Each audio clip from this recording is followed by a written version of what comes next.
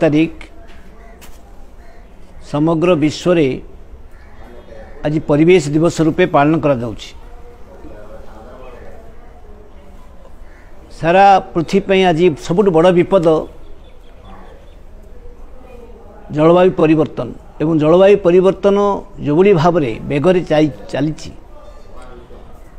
ताकू प्रतिरोध करने प्रतिकार करने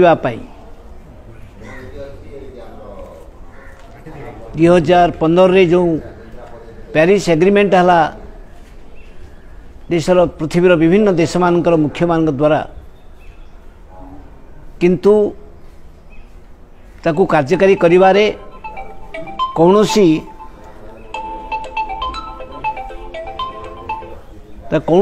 सरकार देश बा देश ताकू ठीक भाव में कार्य करने को प्रस्तुत एपर्यंत ही ना। वैज्ञानिक मानकर चिंता जे कोबली भाव में आमे प्राकृतिक संपद ध्वंस होउची, अविचारित भाव खनि खनन होउची, विकास नारे फसिल फ्यूएल जाको आमे जीवाश्म ईंधन बोली कहूचु, तेल गैस एवं विद्युत कोयलारू ये सबू कोबली भाव में कमिबो, खर्च तार व्यवहार कमिबो एवं सेथिपाई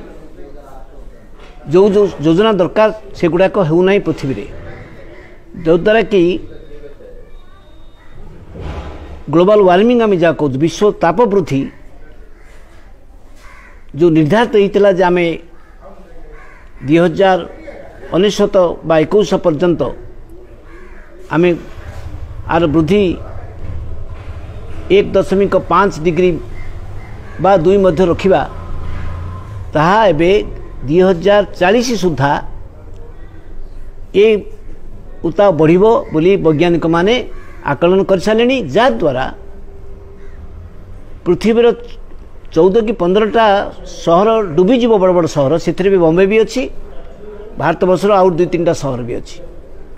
तेणु एभली विपद को आम टाळिबा पई आज दिन में शपथ नेबा दरकार जे आम कोवली भाव में प्रकृति को रखिबू, प्रकृतिर सुरक्षा करिबू एवं जो ओभर कंजम्पशन आम जहाँ कहूँ अत्यधिक आम उपभोक्तावाद को बढ़ेचु, बाजार बढ़ेचु, बड़ बड़ स्टील प्लांट, बड़ बड़ एयरपोर्ट, बड़ बड़ सहर, स्मार्ट सहर ना रे जो भाव में आम ये जो जलवायु परिवर्तन को आहरी अधिका करुचु से सब सचेतन हे, जनसाधारण जदि सचेतन हे ताहले सरकार मैंने बाध्य हे ताको मानिबा पाई। तेणु आज आह्वान आम समय आम निजे व्यक्तिगत भाव में प्रत्येक मनुष्य निजर मिनिमम आवश्यकता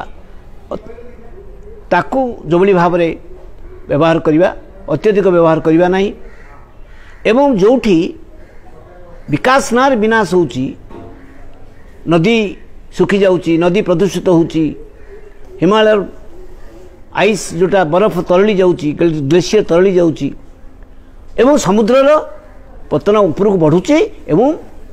सी मध्य समुद्रर टेम्परेचर भी बढ़ुची, सेटा सबुठ बड़ विपद। तेणु मु आज आमर ध्येय हो समस्तंकर जे आज दिन में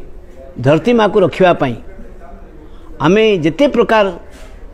जो विकास नार विनाश होची ताकू रोकवा को हबो, ताकू बंद करने को हबो, ता विरुद्ध में लड़वा को हबो।